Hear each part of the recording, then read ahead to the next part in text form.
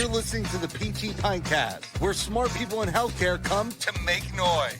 Here's your host, Jimmy McKay. All right, the ingredients of a good talk or a good session or a good meeting, I would say most likely, you've got to have chocolate, you got to have marshmallows, and then you can't forget graham crackers. You got the graham crackers. I went to the supermarket the other day just for you, just for this. Oh, someone's coming. I'm getting phone calls here. Patrick Graham here. What year is this? 19. This is 19? Wow. Good for you. Is it still weird coming to a meeting with literally your name on it? Because now it's not even like, I bet you 90% of people in this room, no, maybe not this room, but most people who hear about the Graham sessions, they don't know, like, you're still at the Graham sessions. Like, you're still there. Well, yeah, it's very humbling. Yeah. Yeah. So let's go back before we go forward. I was there 10 years ago when we did the founders interview. It was in Florida. Correct. And we talked about where things had started and where they had gone. And each year, or I imagine there are some cycles where a topic comes up and it stays around for a couple of years and maybe it's solved or we move on. But what are the things that stay the same even 19 years into doing the Graham sessions? You know, I think the big thing that doesn't change is the broadness of ideas. Yeah. And the broadness of thoughts.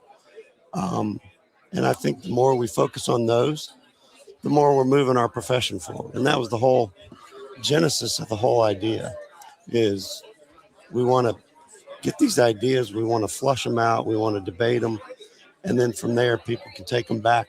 Do something with them. Exactly.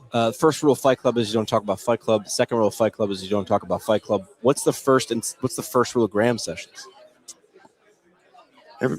Everything's confidential. Yeah. You can talk about ideas, but not attach them to people. Correct. This way, people aren't afraid, apprehensive to say something. Correct. Because they might have repercussions. Everything's off the record. Yeah. But we want the ideas to leave the room. Absolutely. But we can just put, it's said by anonymous, or we'll leave that Correct. part out. All right.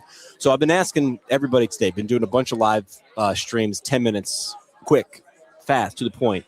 What's something on the docket this year, either, we're at 3:00 in the afternoon, something that's already been covered or we're going to cover this afternoon that you're like, yeah, I'm excited to hear about this. This is a topic that you're sitting there, all right, let's dig in. What's exciting you?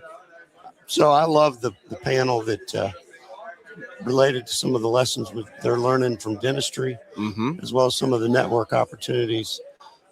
The out-of-the-box thinking that occurred with the model they discussed and how they've executed it, beautiful. Yeah. Good artists borrow, great artists steal. Picasso said that. Correct. Which is, hey, listen, if we keep trying to solve the problem with what we've got in the room, we're going to run out of solutions if it doesn't work. Let's look outside. So looking at dentistry, looking at different options, and that's a great start. How about something that's not on the docket that you're like, man, where's this? Where's this? I think we've discussed a little bit about education. And we just heard a great What I Believe speech. But we can't say by who, what he said. No, I know. I'm just kidding. But he brought up the point of someone in our profession who challenged the status quo, created something different that's changing waves. That excites me. To have people in a room, okay, they're doing this, How could we do that? What do I do? Correct. How do I do that? What's my version of that? Yep. Yeah, it's exciting. What needs to be 365 days from now? What would you put on the docket? You've prepared this meeting a bunch of times. That can't be easy, right? Because you can't have everything covered. No. But what would you put on the horizon for the 20th anniversary? Wow. I think boldness. Okay, what does that mean? So we've heard a bunch today, but what energizes me about this meeting is the freshness ideas, the boldness of our colleagues, and taking that out into the real world to see where we're going to go and what we can do. We can wallow in our pity, how poorly we're reimbursed, where we have the best opportunity we've ever had because people know who a physical therapist is Yeah. and the highest demand out there. Yeah. And what are we going to spend our effort and our time on? And diamonds are formed under pressure. That's the theme this time. You've been part of putting these together, but in the beginning and now, like, how did you figure out who to put in the room? Like, what was the, I imagine if, the chef is making a soup or whatever, you're like, okay, it's got to have a little bit of this and a little bit of that, not too much this and not enough that. How'd you figure out what was a good mix? It wasn't me. Steve Anderson has led this thing for 19 years, and now Keaton's doing a beautiful job. The first year, literally, we kind of invited who we thought were thought leaders in the profession, and a bunch of them came, and it was productive. Second year, it started getting a little stale, and Steve really started putting some effort and planning into kind of an agenda and specific topics, and got a committee structure. He just really elevated it. Yeah. I mean, it's incredible what he did. And that to me has been what has kept us alive. Yeah.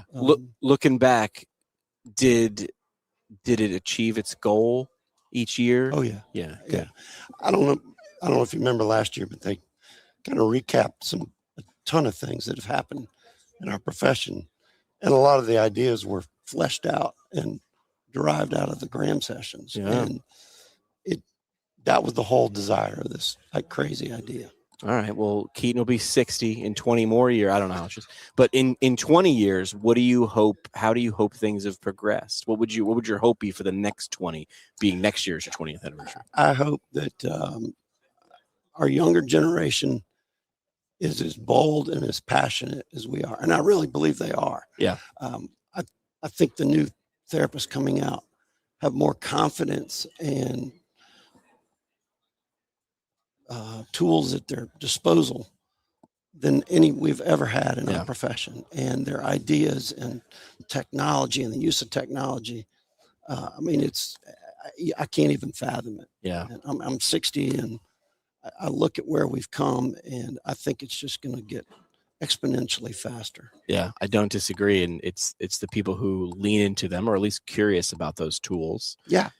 You don't have to be a master on day one, but pretending it doesn't exist, that's how you get run over by I do. I think a lot of what some people would term as traditional, that's supposedly what got us here, will be obsolete. Yeah.